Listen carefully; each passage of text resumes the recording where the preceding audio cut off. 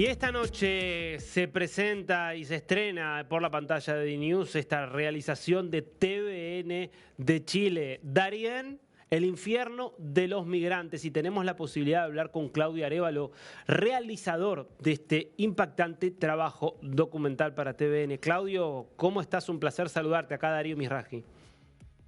¿Qué tal, Darío? ¿Cómo te va? Mucho gusto, el placer es mío.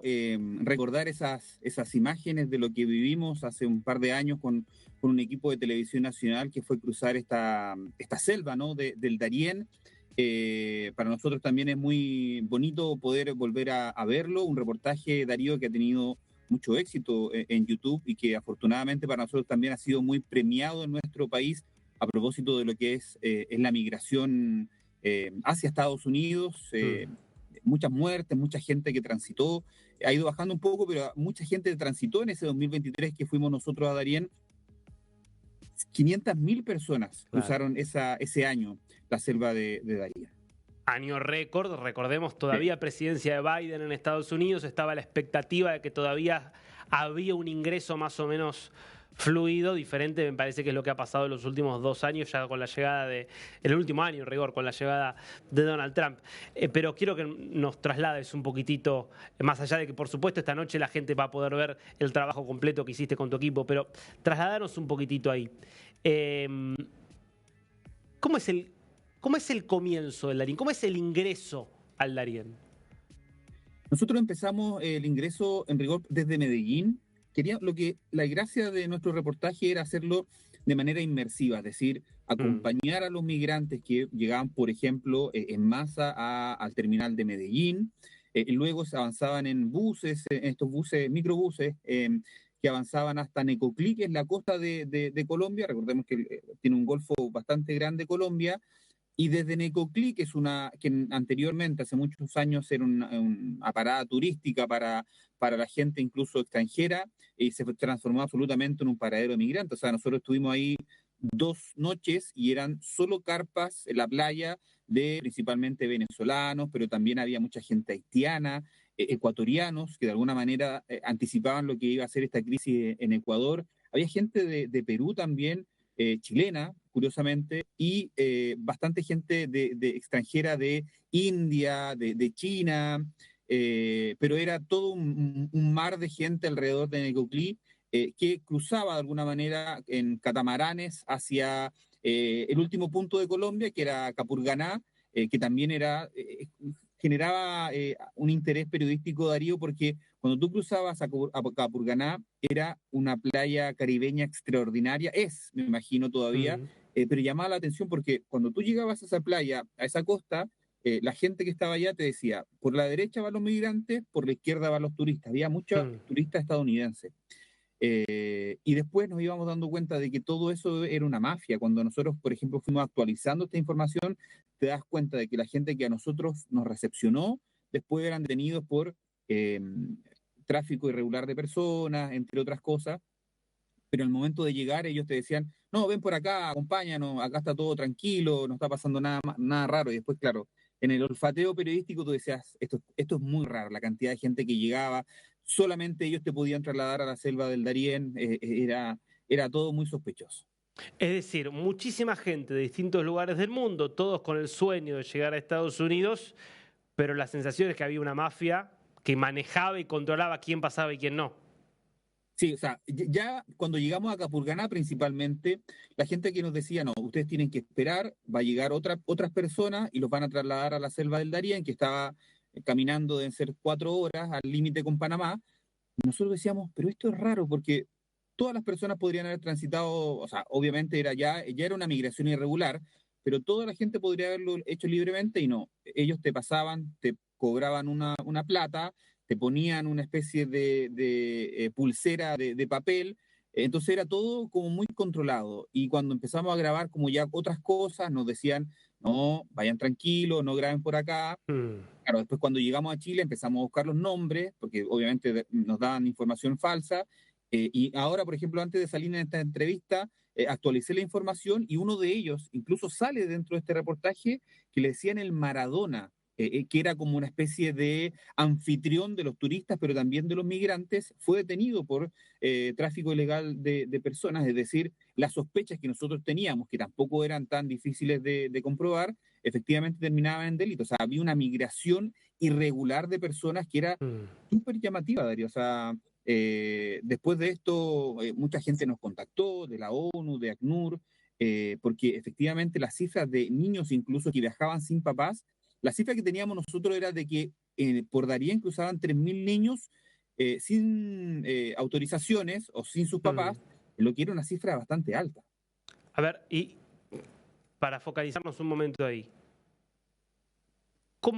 ¿qué hace un niño cruzando solo uno de los pasos más complejos, más peligrosos del mundo? ¿Quién lo mandaba? ¿A dónde iba?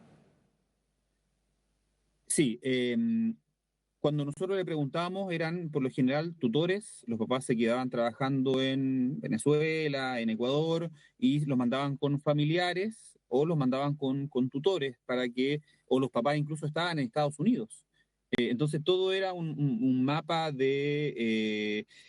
nos preocupamos mucho, el foco del reportaje en algún momento era como esto inmersivo de acompañar a los migrantes, y nos dimos cuenta de que uno de los temas grandes tenía que ver con los niños.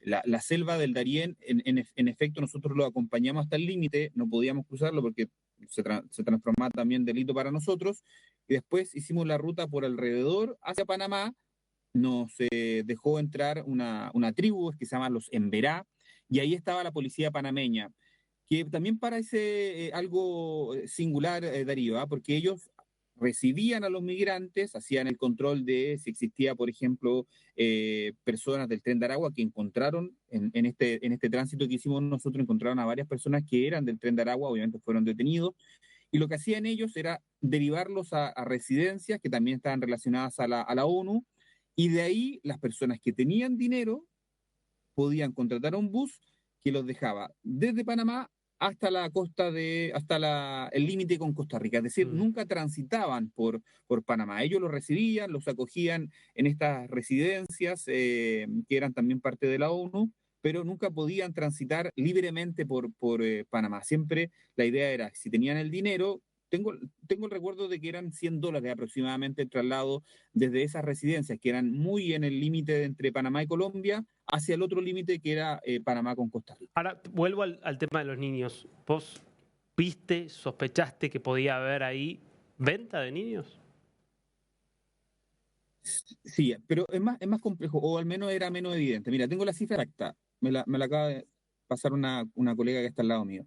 La cifra era de 3.800 niños que pasaron por el Darién ese año que fuimos nosotros, el 2023, y la proximidad era del 20% aproximadamente sin sus papás, el 20%. Cuando nosotros preguntamos a los papás o a los tutores, efectivamente, o los papás ya estaban en Venezuela o eran familiares porque los papás habían quedado trabajando en otros países y iban a hacer el traslado de los hijos. Pero obviamente la preocupación era máxima porque además pasa algo, Darío, no sé si con la misma frecuencia, pero también acá generó mucho interés el reportaje en Chile porque pasaba mucho de que eran papás haitianos o papás venezolanos, pero los niños eran chilenos porque habían sido nacidos en Chile, que hacían este tránsito hacia Estados Unidos, lo que obviamente generó la alerta de las autoridades chilenas respecto a las condiciones en las que estaban, que no eran óptimas.